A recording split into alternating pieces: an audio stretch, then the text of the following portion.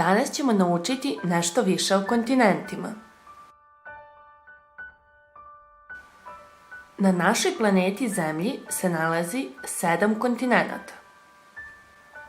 Azija, Afrika, Severna Amerika, Južna Amerika, Antarktik, Evropa, Australija.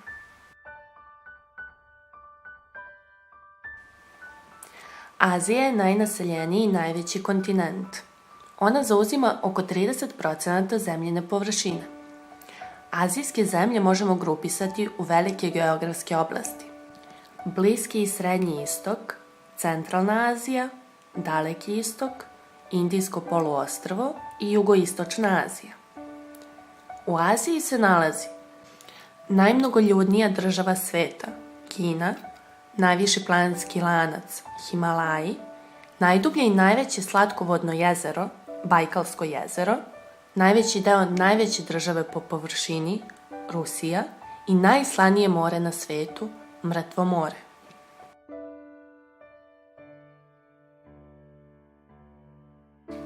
Afrika je drugi po veličini svetski kontinent. Posle Azije, Afrika je najmnogoljudniji kontinent sveta.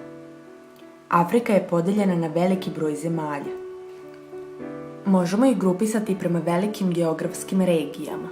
Magreb na severu, Sahel, zemlje na obalama Crvenog mora, zapadna, centralna, istočna i južna Afrika. Afrika je najtopliji kontinent. Kažemo da ima oblik nosorogove glave zbog svog roga.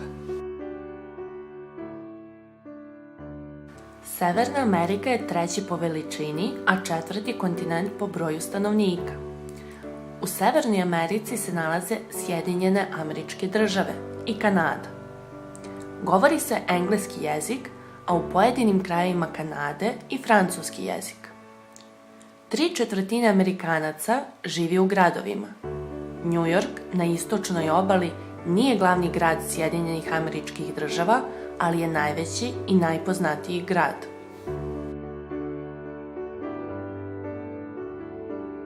Južna Amerika je četvrti kontinent po veličini. Zapadnom stranom ovog kontinenta proteže se planinski venac Andi. Predeo istočno od Anda je uglavnom tropski i zastupljene su tropske kišne šume u koje spada i područje Amazona. Brazil je najveća zemlja Južne Amerike. U Brazilu postoje prostrane amazonske prašume, ali i ogromni gradovi na obali mora. Amazonska prašuma je najveća tropska prašuma na svetu. U njoj živi oko 40.000 biljnih i životinjskih vrsta.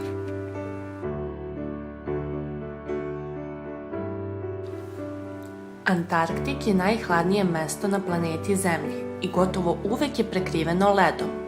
On je 5. kontinent po veličini i ima najveću nadmorsku visinu.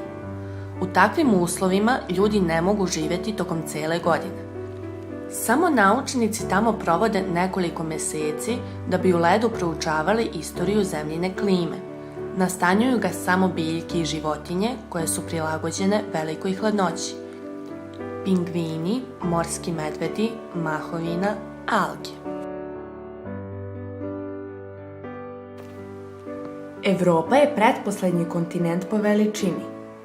Evropu sačinjava više od 45 zemalja. Najveća od njih je Rusija, koja je delom u Evropi, a delom u Aziji i zauzima oko 40% površine kontinenta. Istanbul je jedini grad u Evropi koji je smešten na 2 kontinenta, Evropa i Azija. Evropa je kontinent sa različitim predelima. Postoji puno razlike između hladnih zemalja na severu i sunčanih zemalja na jugu Evrope. Evropu od Azije razdvaja planina Ural. U Evropi se aktivno govori 230 različitih jezika. Evropa je jedini kontinent u kojem ne postoji ni jedna pustinja. Najmanja država je Vatikan sa površinom od 0,44 km². Evropska unija je unija koju čini 28 država Evrope, među kojima nije Srbija. Australija je najmanji kontinent, a istovremeno i najveće ostrvo na planeti Zemlji.